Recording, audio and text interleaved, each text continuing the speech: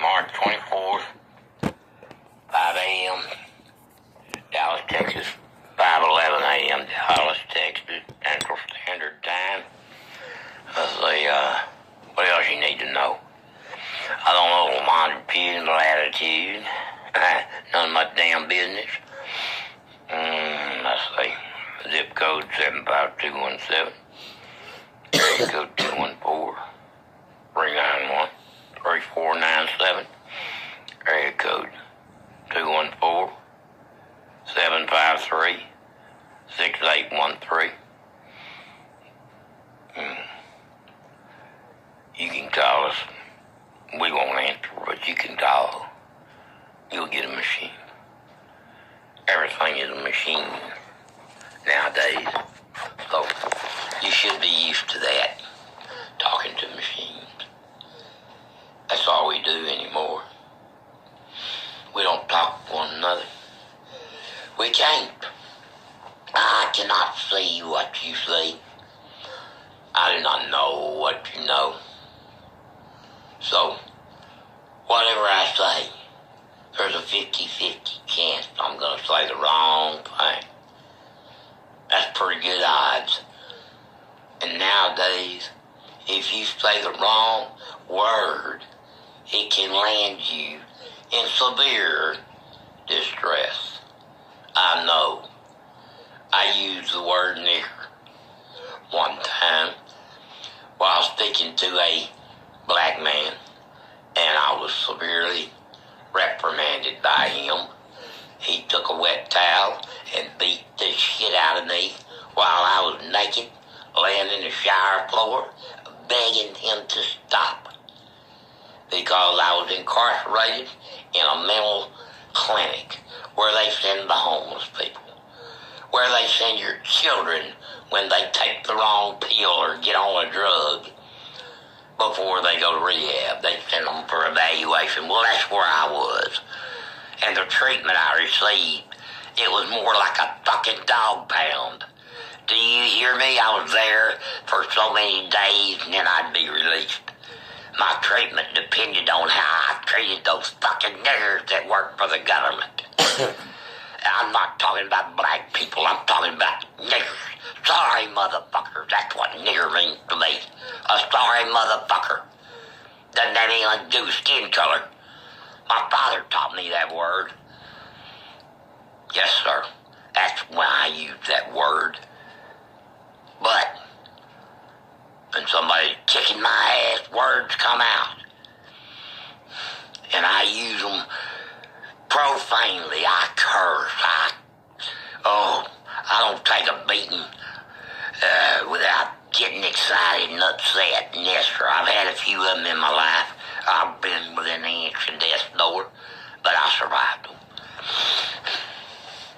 But I didn't take them lightly, and I'll never forget them. Remember that? They taught me valuable lessons. Remember that? Who to trust, who not to. But I have forgotten all I learned. I've become so complacent and so content just to be with people I love. I spent the last 25 years with my soul companion and my aged mother and my crippled brother, who I took care of for 20 years. The day my father died, I came to see him, and I knew he was going. And I said, Dad, don't worry. Don't worry about nothing. I'll take care of it. As long as I can, I'll take care of it. Don't worry. I'll take care of Mama till the day she died, Daddy. And I'll take care of Clea. Yes, sir, I'll look after things for you. I'll inherit the dynasty. That's what we used to laugh at. He'd say, you'll take over for me one day, son. And I didn't know what he was talking about. I just knew I loved him with all my heart. Just like I did my mother and my brother. Excuse me.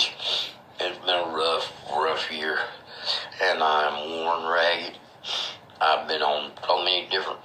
meds, I don't think I'm ever going to think like myself again. But I know I'm also almost 70 years old, and human brains tend to deteriorate after a while, and I've abused myself all my life. I've drank alcohol, and I've smoked cigarettes, and I've dabbled in drugs, and I've let my mind be polluted with filth and violence out of Hollywood and out of the news and out of the everyday occurrences of how people treat one another and the situation in the world and the hypocrisy of the powers that be and the reporting people that they're so full of themselves that they don't give a damn what they're doing as long as they're pretty doing it. Don't forget it. They are stars above the rest of us. Yes, sir. All those in power. That's what power does for a person. It makes them feel above. It makes them feel superior. Well, I'm going to tell you something. There's only one power I care about. That's the power of my Father. My name is Jesus Christ. It hasn't always been, but it is now. Because I remember who I was in a prior life. I remember who I worked for. For a while I was delusional, but now I'm starting. I'm off those chemical compounds that the healthcare system provides to people who are depressed, people who are suicidal, people who are indigent, people who are hopeless, people who live in constant despair. Because for the last year, that's what I've been doing. I've been living the life of a homeless loner. Well, I have a home, but I haven't been able to enjoy it. It's not that much, but it's mine, and I love it. And it makes me mad to think about giving it up, or losing it, or walking away from it, but I will. I'll walk away from every fucking thing I own in this world. I will walk the fuck away if it would help. But it won't change. Not for the world. For me, it'll be the end of this reality. I can leave anytime I want to, just like that. That's all it takes. One finger, pop, and you're gone. So, don't tell me I'm suicidal, you cocksucking psychiatrist. I've had weapons on me all my life. I could have taken my life at any second that the thought crossed my mind. And it never crossed my mind. Not seriously. Do you understand that? To intend to do something, you have to intend to do it. You can't just say, well, if you fuck with me, I'll blow my head off. That don't mean you intend to kill yourself. That's an expression of frustration. Don't fuck with me or you're fucking with somebody who does not care. I will take you out with me because believe me, before I blow this off, I will kill every motherfucking son of a bitch on the planet if I had my choice. But I don't. I don't, but Jesus does. He's the one who's here to save us. Not me. I'm Gary Landon. I live in Dallas, Texas. I'm a 68-year-old white man, no 69. And I've had a very rough year. God took a hold of me when my brother passed away in January of 2017. And I had fulfilled the promise that I made to my departed father that I would care for my loved ones as long as they lived. And when my brother finally passed away, bless his heart, he suffered mightily the last few years, and I was right there with him every day, every hour, every minute. Whether I was asleep or awake, I was right there with him. I heard him breathe, I heard him moan, I heard him cry, I heard him in pain. And all I could do was try to comfort him and encourage him. Make him not worry.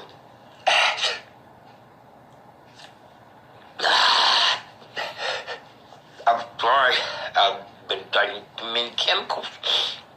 All the pills, I'm trying to get off of them, but I get reprimanded every time I let somebody know that I'm not taking them. I'm afraid they're going to show up on the porch and carry me back and make me take them again because the government knows who I am. I was in that jail. They participated in this adventure. They directly, they put me on a flying saucer because the aliens told them who they came to see. They came to see Jerry Van Etten of Dallas, Texas. The reincarnation of our ultimate being, our Heavenly Father's only Son. Jesus Christ was his original name. No, Adam was his original name. Jesus Christ was the body he inhabited 2,000 years ago, but before time and dates began. That's what the whole dating system is based upon, the life of Christ. That's when time started for us, Christianity, 2,000 years ago, 2018 years ago. Well, I'm back, and I'm not a carpenter, and I don't wear robes, and I don't walk around with bare feet, and I can't heal the sick, and I can't raise the dead. That was 2,000 years ago when there was nothing else. I performed a couple of minor miracles, and the word of it spread like wildfire because there was nothing else to talk about back then. We didn't play football. We didn't have baseball. We didn't go to horse races. We didn't drive cars. We didn't watch television. No, there was nothing. We ate. We worked. We loved and we drank and we slept and we hunted and we prayed to our gods. And then we died, and that was it. Everybody forgot us. Nobody remembered this. This is a phenomenon of the last couple of 100 years where everybody in the world knows something about you. It's only, 50 years now? I mean, we live in the modern age of technology when there's no secrets. No secrets. And yet, I've been doing this since, it started January 2017 when my brother died. And I was caught up in my grief. But God had a hold of me. God sent me the means to my demise. More later.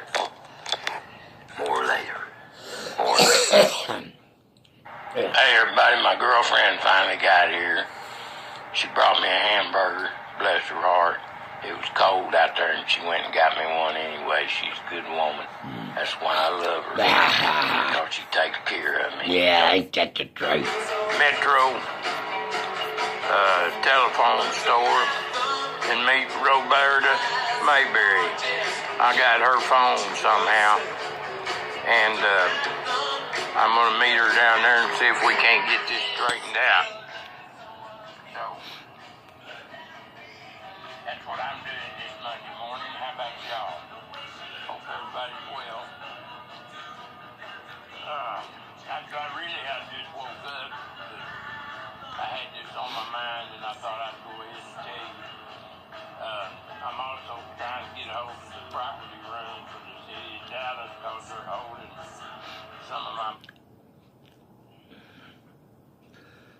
Under my thumb, there's a girl who wants to have her way. Under my thumb is a ragged dog who wants to push me around. Well, it's plain to see. Oh, yeah. So he said, soon you will be too. And I thought, well, wow, that's cool. You know, that's the way to play. And then you think you get an answer, and it makes you so happy. I was so happy. I didn't care. My brother just passed away. I didn't need nothing. I had everything I needed. And all of a sudden I realized I didn't have any more obligations to take care of somebody I loved. Everybody else I loved was okay. On their feet, doing all right. My job was done. I could finally retire from service after 68 years. And I did. I took what money I'd saved up. And I decided I'd party until my father returned to get me, or until I died and went to heaven. I would party and enjoy the rest of my life.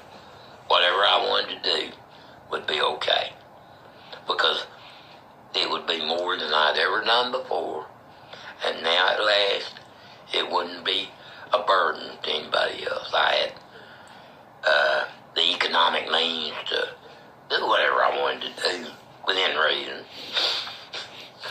and the potential to do so much more. I'm not a simple person. I'm intelligent. I know history. I know philosophy. I know many things. I educated myself. I didn't get the schooling from the institutions. I didn't need it. It's all bullshit what they teach you anyway. The average high school student today is as dumb as a box of fucking rocks. You take away his cell phone, his computer, and his credit card. Yeah, you take those things away, and that teenager couldn't be himself for 2 days. No, sir, without stealing. That's right, without stealing. That's what poverty does. It turns you into a thief. Not by choice, but by survival. Yeah. But I got off the subject. Anyway. My brother passed, and God, my Father, took control over my life in the form of He guided me through a series of events that I didn't know at the time, but now I realize He had planned it all perfectly. He put me on a pedestal. I was high and mighty on myself. I thought, I am going to have a blast. I went out and spent money. I thought I gave away money. I acted like Diamond Jim Brady. Well, you need something, Bubba? Just let me know. I'm here. I'll help. And I gave my money away, and I spent it freely. Now, looking back, I realized that was God doing that. That wasn't me. He had a plan for it. And what's happening now was all God's plan. And I'm comforted knowing that what He has in store for me is already written, and worrying and grieving will do nothing. I just must do what He led me to do. That's why I'm talking to you now. I'm not going to tell you everything that's happened to me this time. You know, if you know who I am, you've researched, you know what happened. I've only been telling the story for a year. I've had about 12 cell phones I didn't know how to use. I've testified till I'm blue in the face on them. Everybody in the world by now should have heard my story, but nobody has, except for the officials in Dallas County, I guess. I don't know how far up it goes. But what happened to me is documented by the Dallas County Sheriff's Office and my police record, my medical record. Yes, sir.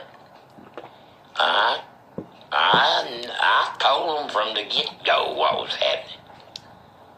I told them that I was under the impression that I was the Son of God because of what happened to me in jail.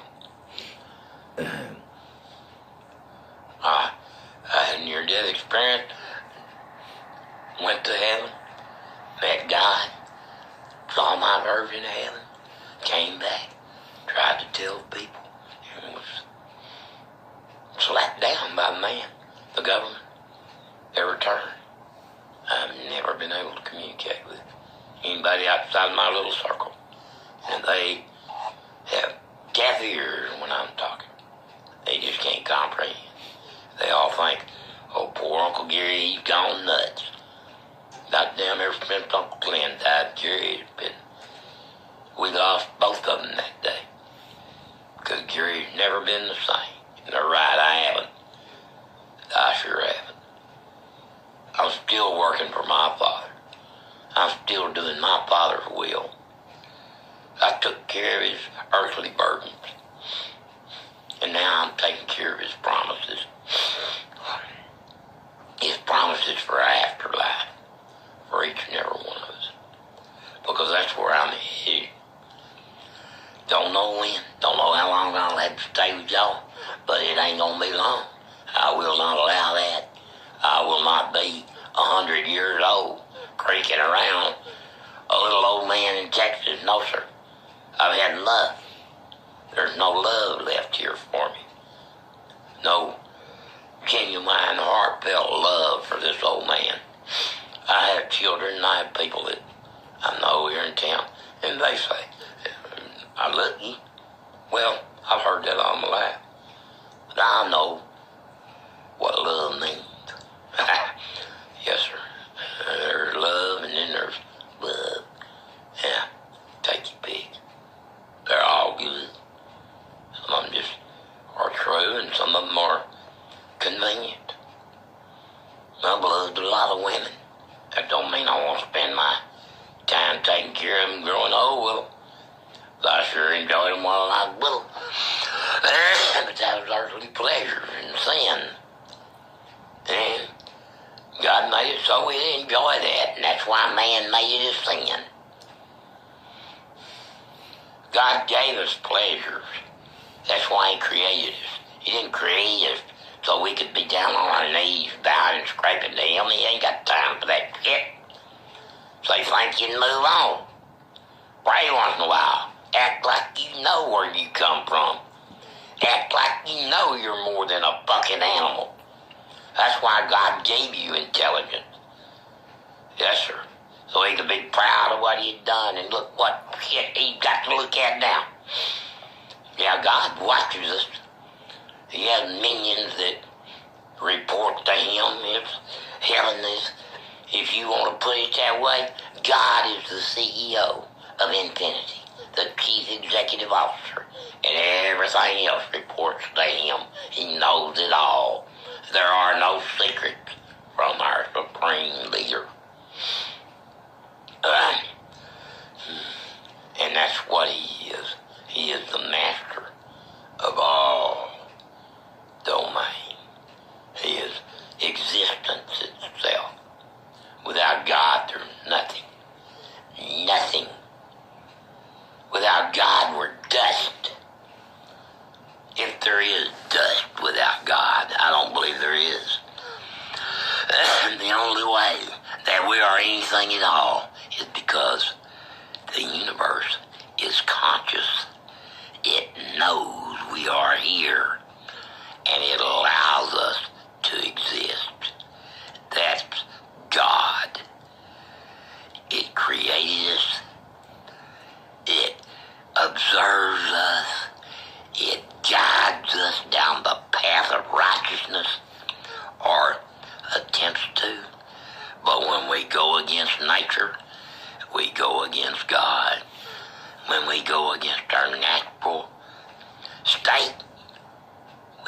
against God.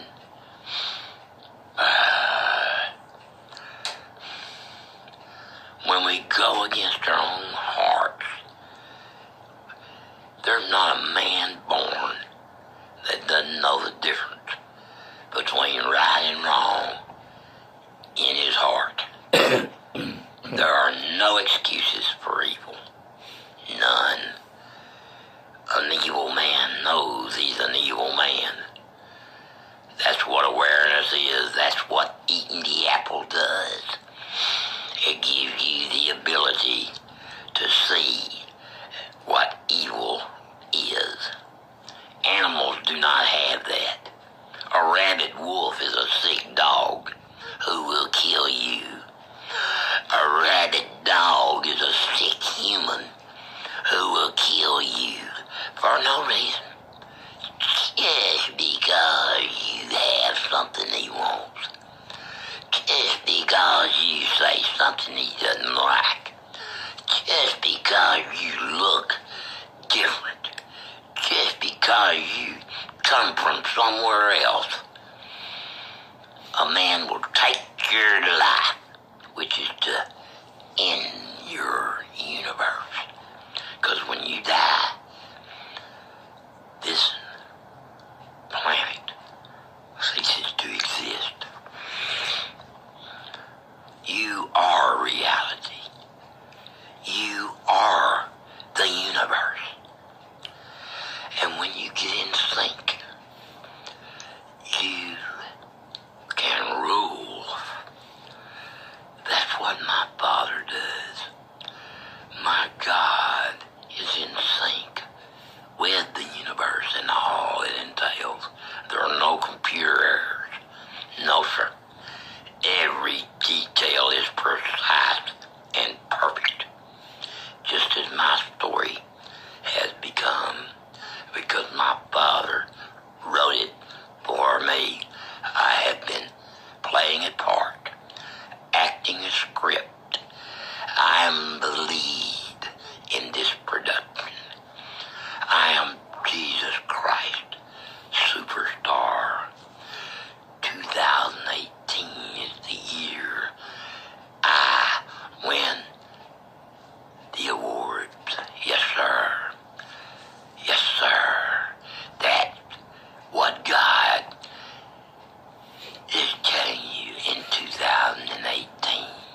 2,000 years ago, he told you, you will either be observant to your religion or you will suffer greatly and mightily and you will perish at the hands of man. Now, oh, it's so different. We are in the new age. There is so much enlightenment, so much information.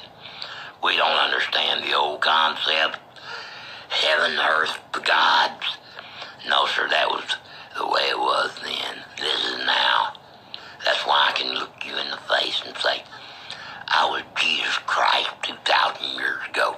Prove I wasn't, motherfucker. Do some DNA. Until then, shut the fuck up and don't tell me I'm making shit up. Don't tell me I'm a liar. You prove it. You cut me open and you examine me and you see what you find, you piece of shit. Do your worst. And I will win. Because I know who I am. And I know who my Father is. And I know what heaven and hell are. And soon you'll know. You'll know beyond a shadow of a doubt. In the twinkling of an eye. All right. It is Tuesday. Let's see, March 24th, 5 a.m. Dallas, Texas, 5:11 a.m. Dallas, Texas, Central Standard Time. Let's see, what else you need to know? I don't know longitude and latitude. None of my damn business. Let's see. Zip code 752. There you go, 214.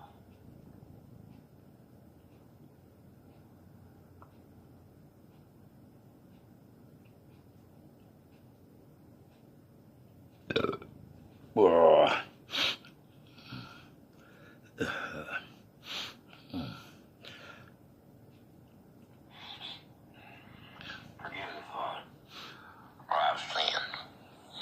I let my own pride and my own ego rule my actions instead of following your plan. I've been beating my head against the wall. I've been crying and moaning and wailing and pissing and carrying on because I felt so betrayed by all that I believed in.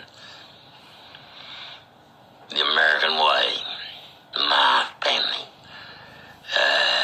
my country, my friends, my creditors, my business associates, everybody, my neighbors, my protectors, supposedly, my public servants. Yes, sir. I've been betrayed by all of them. And if I say nothing, I've suffered for nothing. So don't tell me, shut up. Eric, you hear me? Don't call me a whiny bitch until you know what you're talking about. Because I got a right to cry. I got a right to cry. You'll know. I don't hold it against you, son. I'm not trying to berate you or belittle you or put you down. It's just, you don't know what you mean to me and how you've influenced my struggles, you and Keisha and Sonny.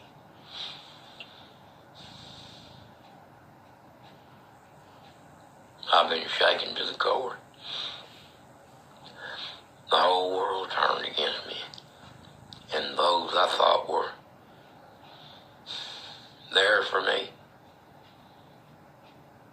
turned out didn't know me at all.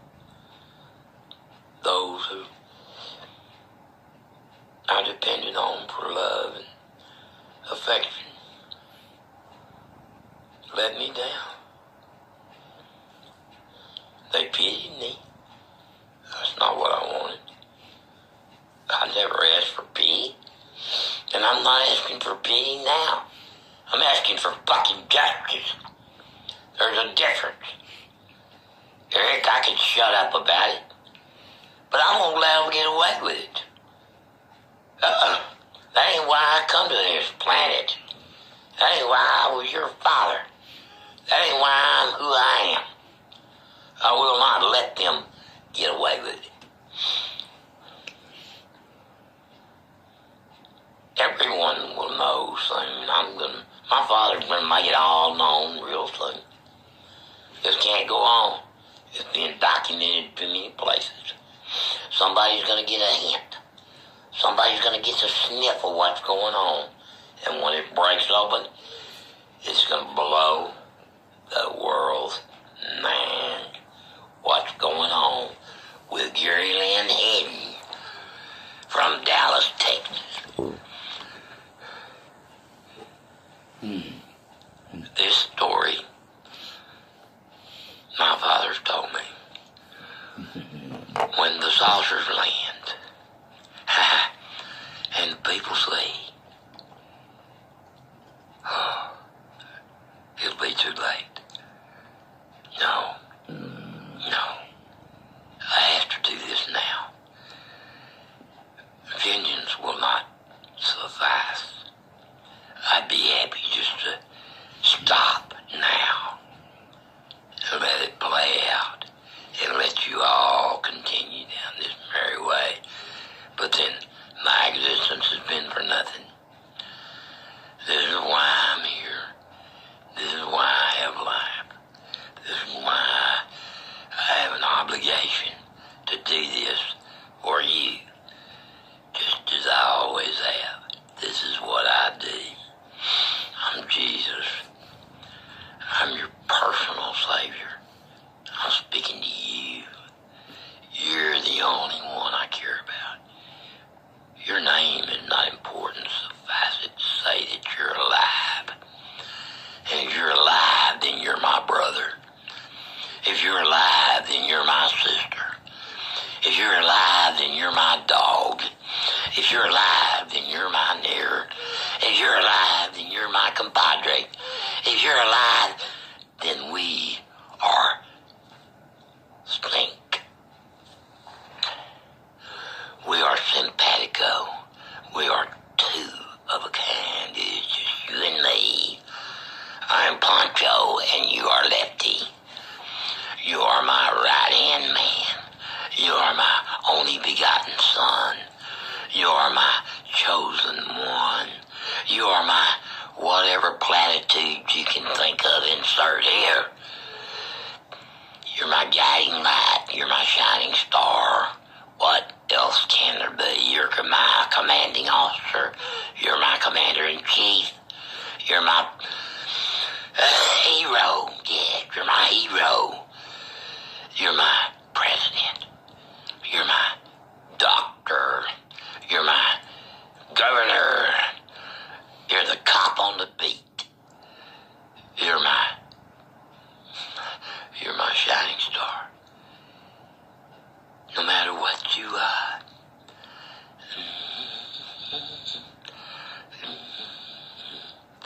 But I diverse. That's the earthly knowledge of trivia and history that makes me do that. I have so much in my mind, so it makes it hard to concentrate, and that's when I need guidance from above. And that's when my Father sends me the help I need to focus. He gets my attention. He smacks me down. He says, "Pay attention, boy, listen to me. You have something to do. Stop fucking around and do it." So, you can all kiss my ass, okay? You either love me or you burn. I'm through fucking around. You either listen to me or you die. I will tolerate no more insolence. I will tolerate no more ignorance. I will make no more excuses for rude behavior. If I want to whack a surly bartender, well, by God, I'll do it. You understand me? Do you know what I'm talking about? Well, you better get your shit together and go to researching and studying, because this is the new Bible. The old one is outdated. It's true. Every word. Man, you're going crazier than hell. You know that, old man? Yes, sir. Yes, sir. I know that. And who's doing it? I believe you wrote it. I'm just saying what you told me. Best I can recall. Yeah. What you showed I was saying. My brother passed away in January 2017. There. God touched me. He spoke to me as I prayed and asked him to take care of my brother. He said, "Don't worry, son. You did what you promised to do. Now I'm going to do something. I'm going to take care of him. Don't worry. He's here with me." And he said, "Soon you will be too." And I thought, well, wow, man, that's cool. You know, that's the way to pray. And then you think you get an answer, and it makes you so happy. I was so happy. I didn't care. My brother just passed away. I didn't need nothing. I had everything I needed. And all of a sudden, I realized I didn't have any more obligations to take care of somebody I loved. Everybody else I loved was okay. All right. My job was done.